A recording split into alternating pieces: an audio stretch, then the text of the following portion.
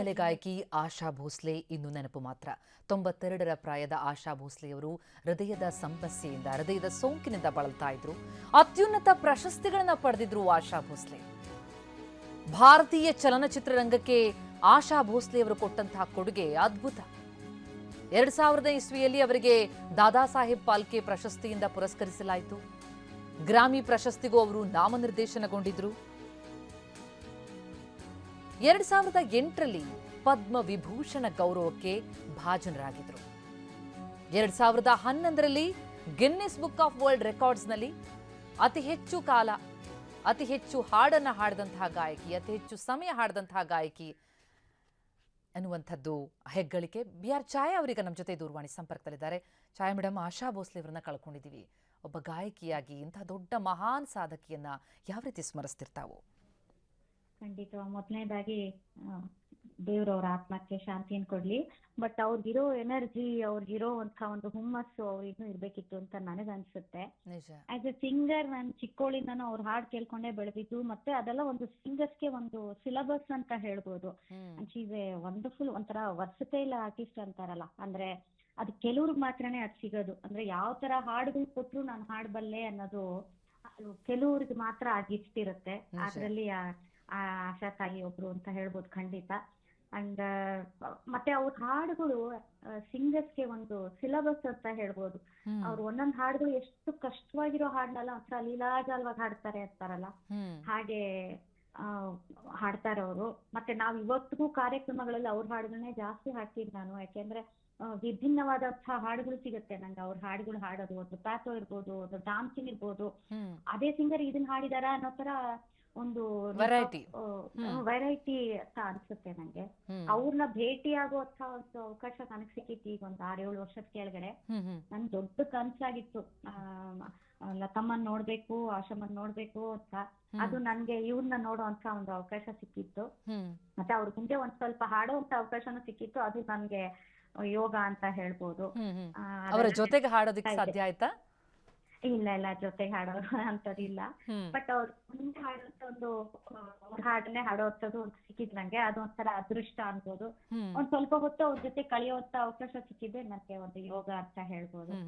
ಯಾವ ರೀತಿ ವ್ಯಕ್ತಿತ್ವ BR ಛಾಯಾ ಅವರೇ? ತಾವು ನೋಡಿದ ಹಾಗೆ ನಾವು ಅವ್ರನ್ನ ನೋಡ್ತೀವಿ, ಬಹಳ ಒಂದು ಜೋಶು. ಆ ವೇದಿಕೆಯಲ್ಲಿ ಅವ್ರಿಗೆ ಬಂದ್ರೆ ಅದು ಒಂದು ಕಳೆ, ಆ ಹಾಡಲ್ಲಿ ಎಷ್ಟು ಕಳೆ ಇರುತ್ತೋ ಅವರ ವ್ಯಕ್ತಿತ್ವನು ಅದೇ ರೀತಿಯಲ್ಲಿ ಕಂಡು ಬರುತ್ತೆ. ತಾವು ಯಾಕೆ ಕಂಡು ಬಂತು ತಮಗೆ? ಹೌದೌದು, ಅವ್ರ ಎನರ್ಜಿನೇ ಬೇರೆ ಅಂತ ಹೇಳ್ಬೋದು. ಅಂದ್ರೆ ಈ ಮೊನ್ನೇನು ಈಗ ಒಂದು 2 ತಿಂಗಳು 3 ತಿಂಗಳ ಕೆಳಗೆ ಒಂದು ಕಾರ್ಯಕ್ರಮ ನೋಡ್ತಾ ಇದ್ದೆ ಅವ್ರಿಗೆ.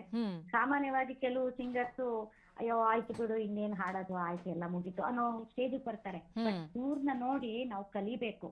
ಎಷ್ಟೇ ವರ್ಷಗಳಾದ್ರೂ ನಾವು ಹಾಡ್ತಾ ಇರ್ಬೇಕು. ಯಾಕೆಂದ್ರೆ ಅವತ್ತು ನಾನು ವ್ಯಕ್ತಿತ್ವ ನೋಡಿದಾಗ ಏನ್ ಅನ್ಸ್ತು ಅಂದ್ರೆ, ದೇವ್ರು ಎಲ್ಲರಿಗೂ ಎಲ್ಲವನ್ನು ಕೊಡಲ್ಲ. ಕೊಟ್ಟಿರುವಾಗ ಎಷ್ಟೇ ವರ್ಷ ಆದ್ರೂನು ನಾವು ಆ ಎನರ್ಜಿನ ಉಳಿಸ್ಕೊಂಡು ಚೆನ್ನಾಗಿ ಹಾಡ್ಬೇಕು ಅನ್ನೋದಕ್ಕೆ ಆಶಾ ತಾಯಿ ಒಂದು ಎಕ್ಸಾಂಪಲ್.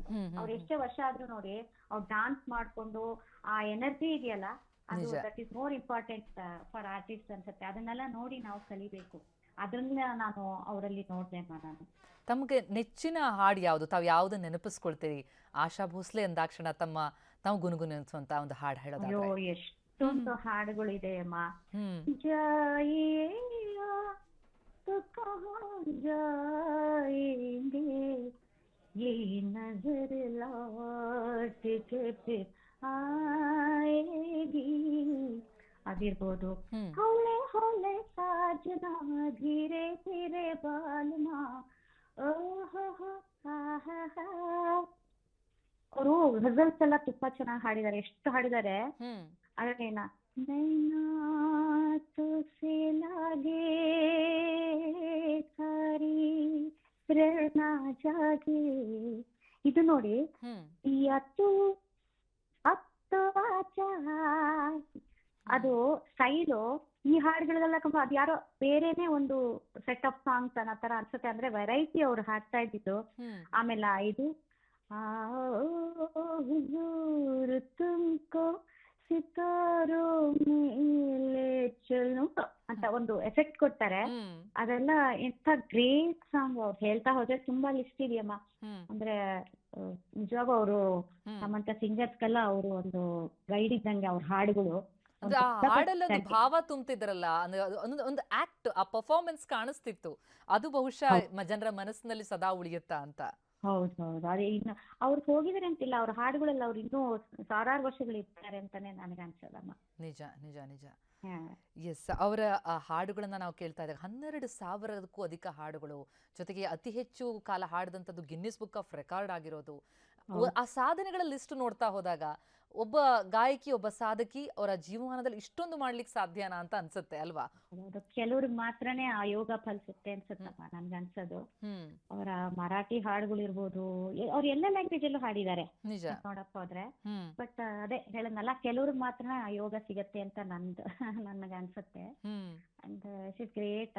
ಅವ್ರ ಬಗ್ಗೆ ಮಾತಾಡಕ್ ತುಂಬಾ ಚಿಕ್ಕವಳಾಗ್ತೀನಿ, ಯಾಕಂದ್ರೆ ಅಷ್ಟು ಟ್ಯಾಲೆಂಟೆಡ್ ಅವರು. ಸೊ 6 ದಶಕ 12,000 ಹಾಡು ಅಂತಂದಾಗ ನಿಜಕ್ಕೂ ಎಷ್ಟು ಹೇಳಿದ್ರು ತಾವು ಸುಮಾರು ಹಾಡುಗಳನ್ನ ನೆನಪಿಸ್ಕೊಳ್ತಾ ಇದ್ರಿ, ಅವ್ರು ಹಾಡಿದಂತಹ ಹಾಡುಗಳನ್ನ. ಅಂದ್ರೆ ಯಾವುದು ತಮಗೆ ಬಹಳ ಆಶ್ಚರ್ಯ ಮೂಡುತ್ತೆ? ಇಂತಹ ಹಾಡುಗಳನ್ನು ಹಾಡ್ತಾರೆ, ಎಲ್ಲಾ ರೀತಿಯ ಹಾಡುಗಳನ್ನು ಕೂಡ ಅವರು ಸ್ಪರ್ಶಿಸ್ತಾರೆ, ಅದಷ್ಟೇ ಅದಕ್ಕೆ ಜೀವ ತುಂಬುತ್ತಾರೆ, ವೇದಿಕೆಗೆ ಬಂದರೂ ಕೂಡ ಕಳೆ ಇದು ಒಬ್ಬ ಹಾಡುಗಾರ್ತಿಯಾಗಿ ಅವರು ಪ್ರತಿಯೊಬ್ಬರಿಗೂ ಕೂಡ ಬಹಳ ದೊಡ್ಡ ಇನ್ಸ್ಪೈರಿಂಗ್, ಒಂದು ಸ್ಫೂರ್ತಿಯ ಚಿಲುಮೆ ಅಂತ ಅನ್ಸುತ್ತೆ ಅಲ್ವಾ? ಖಂಡಿತಮ್ಮ. ಕೆಲವು ಸತಿ ಕಾರ್ಯಕ್ರಮಗಳು ಹೋದಾಗ ಕೆಲವು ಇವರು ಕೇಳುಗರು ಅವ್ರ ಹಾಡನ್ನೇ ಹಾಡಿ ಅಂತಾರಲ್ಲ. ಸೊ ನಮ್ಗೆ ಸಿಂಗರ್ಸ್ ಎಷ್ಟು ಖುಷಿ ಅಂತಂದ್ರೆ, ನಮಗೆ ಆಕ್ಚುಲಿ ಪ್ರೋಗ್ರಾಮ್ ಮುಗ್ಸೋಕೆ ಮನ್ಸು ಬರಲ್ಲ. ಅಯ್ಯೋ ಇನ್ನೊಂದು ಆಶೆ ಇರ್ತಾ, ಇದೊಂದು ಹಾಡೋಣ ಅಂದ್ರೆ ಅವ್ರು ಕೇಳ್ತಿರ್ತಾರೆ, ನಾವು ಹಾಡ್ತಾ ಇರ್ತೀವಿ. ಆತರ ಒಂದು ಅಷ್ಟು ವೆರೈಟೀಸ್ ಸಾಂಗ್ಸ್ ಸಿಗತ್ತಮ್ಮ ನಮ್ಗೆ. ನಿಜ, ನಮ್ದು ಒಂದು ಕೋರಿಕೆ, ಮತ್ತೊಂದು ಹಾಡನ್ನ ತಾವು ಸ್ಮರಿಸೋದಾದ್ರೆ ಅಂತ. ಇದು यही वो जगह है, यही वो सिवाए, यही पर कभी आप हमसे मिले थे, इन्हें हम भला किस तरह भूल जाए, यही पर कभी आप हमसे मिले थे. ಸುಮಾರು ಹಾಡುಗಳಿವೆ, ಹೇಳ್ತಾ ಹೋದ್ರೆ ನಿಜ, ಅಷ್ಟೊಂದು ವೆರೈಟೀಸ್ ಆಫ್ ಸಾಂಗ್ಸ್. ನಿಜ. ತಾವು ಒಬ್ಬ ಗಾಯಕಿ ಆಗಿರೋದ್ರಿಂದ ಕೇಳ್ತಾ ಇದ್ದೀನಿ, ಅಂದ್ರೆ ಅವರು ಲತಾದಿ ಅಷ್ಟು ದೊಡ್ಡ ಹೆಸರು ಮಾಡಿದಾಗ ಅಂತ ಒಂದು ಕುಟುಂಬದಿಂದ ಬಂದು ಅದೇ ಕಾಲಘಟ್ಟದಲ್ಲಿ ತಮ್ಮದೂ ಒಂದು ಛಾಪು ಮೂಡಿಸ್ಕೊಳ್ಳುವಂಥದ್ದು ಎಷ್ಟು ಸವಾಲದ ಕೆಲಸ. ಆ ಸವಾಲನ್ನ ಮೀರಿ ತಮ್ಮದೇ ಒಂದು ಐಡೆಂಟಿಟಿಯನ್ನು ರೂಪಿಸ್ಕೊಂಡಂಥವ್ರು, ಮತ್ತು ದೊಡ್ಡ ಸಾಧನೆ, ದೊಡ್ಡ ಹೆಸರು ಮಾತು. ಎಷ್ಟು ಕಷ್ಟಕರ ಒಬ್ಬ ಗಾಯಕಿಯ ಪಾಲಿಗೆ ಅದು ಅಂತ. ಹೌದು, ಒಂದೇ ಫ್ಯಾಮಿಲಿನಲ್ಲಿ ಇಬ್ರು ಸಿಂಗರ್ಸ್ ಅಂದ್ರೆ ಒಂಥರ ಮ್ಯೂಸಿಕಲಿ ಅವ್ರ ಒಂಥರ ಇಬ್ರು ಒಂದೇ ಸ್ಟ್ಯಾಂಡರ್ಡ್ ಮೇಂಟೈನ್ ಮಾಡ್ಕೊಂಡ್ ಬಂದ್ರು. ಅವ್ರದೇ ಒಂದು ಶೈಲಿ, ಇವ್ರದೇ ಒಂದು ಶೈಲಿ ಬಂತು. ಇವ್ರೊಂಥರ ಬೇರೆ ತರ ಐಡೆಂಟಿಟಿ ಹಾಡುಗಳು, ಅವ್ರದ್ದು ಒಂಥರ. ಅವರು ದೊಡ್ಡ ಸರಸ್ವತಿ, ಇಬ್ರು ಸರಸ್ವತಿಯರೇಮ್ಮ ನಾನು ಹೇಳೋದು. ಇಬ್ರು ಎಲ್ರಿಗೂ ಒಲಿಯಲ್ಲ, ಒಂಥರ ಲೆಜೆಂಡ್ ಅಷ್ಟೇ. ನಾ ಹೇಳದ್ನಲ್ಲ, ನಾ ತುಂಬಾ ಚಿಕ್ಕವಳಾಗ್ತೀನಿ ಅವ್ರ ಬಗ್ಗೆ ತುಂಬಾ ದೊಡ್ಡ ಮಾತುಗಳು ಆಡಕ್ಕೆ. ಅವರೆಲ್ಲ ಅವತ್ತು ಲೆಜೆಂಡ್ಸ್ ಅವರೆಲ್ಲ. ನಿಜ. ಥ್ಯಾಂಕ್ ಯು ಸೋ ಮಚ್ ಛಾಯಾ ಅವರೇ, ಟಿವಿ9 ಜೊತೆ ಮಾತನಾಡಿದ್ದಕ್ಕೆ.